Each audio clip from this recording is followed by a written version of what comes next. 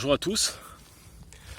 Alors pourquoi cette petite vidéo qui mêle à la fois une forme avec un ballon et une forme sans ballon? Tout simplement pour démontrer qu'une forme reste une forme. Voilà, ni plus ni moins. Et que l'important dans l'apprentissage du Tai Chi Chuan, c'est vraiment de pouvoir mettre en pratique, je vais y arriver.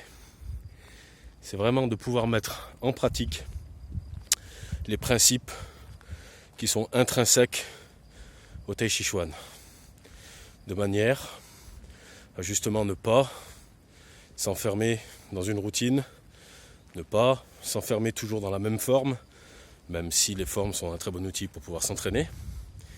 Mais je pense que tous les principes qui émergent du Tai Chi Chuan vont faire en sorte que vous allez devenir meilleur dans toutes les disciplines que vous pouvez pratiquer en dehors du Tai Chi.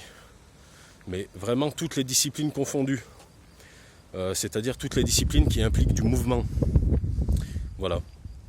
Donc ça peut très bien être dans le travail, comme dans d'autres sports. Personnellement, le Tai Chi, les principes du Tai Chi, j'insiste sur les principes que l'on développe à force de pratiquer la forme, en pratiquant des mains collantes, du combat libre,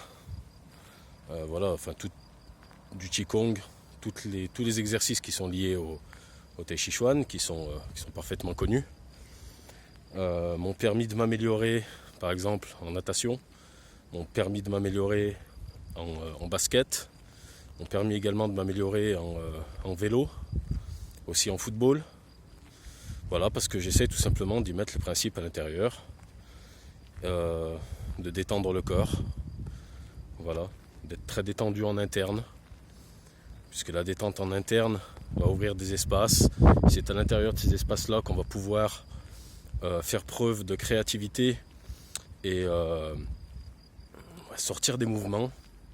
Voilà, des mouvements qui parfois peuvent paraître être sortis de nulle part, mais qui sont tellement en phase avec les mouvements existentiels, les mouvements qui existent déjà, qui sont déjà inscrits dans l'espace-temps.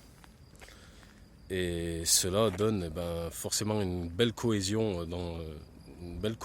entre le mouvement interne et le mouvement externe. Et ça nous fait faire des choses sublimes. C'est un petit peu comme quand vous regardez la télévision et que vous regardez vous voyez par exemple un footballeur qui invente des techniques, mais finalement il n'a pas inventé ces techniques. Il les a pas inventées. C'est qu'il y a un moment, tout simplement, son corps, son esprit, son intention,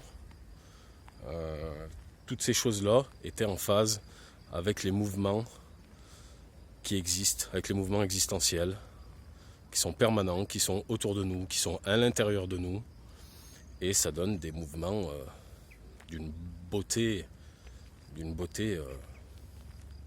qui laisse sans voix. Voilà, c'était simplement pour faire un parallèle entre la pratique du Tai Chi Chuan et les autres sports. Ce n'est pas incompatible, loin de là, bien au contraire. Merci, bonne journée.